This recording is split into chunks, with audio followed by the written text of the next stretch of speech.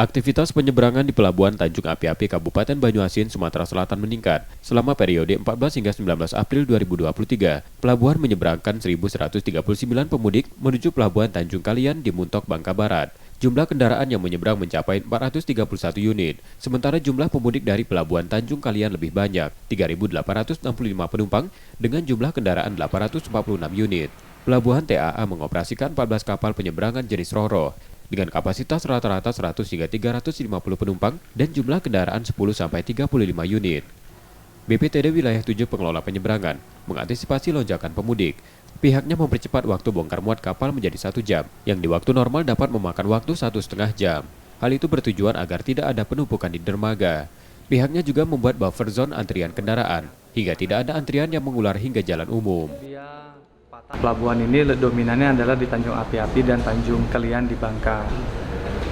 Kalau mudik itu lebih banyak menerima Tanjung Api-Api daripada di Tanjung Kalian. Begitu juga nanti pada saat arus baliknya. Nah, ini antisipasinya bagaimana?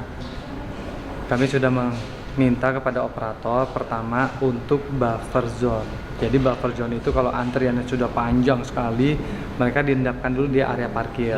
Nah, kami sudah meminta kepada pemilik kapal atau operator kapal untuk melakukan port time-nya itu lebih cepat, loading dan unloading-nya.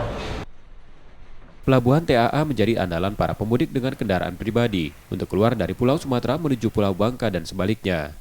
M. Rizky Nurmizan, Kompas TV, Palembang, Sumatera Selatan.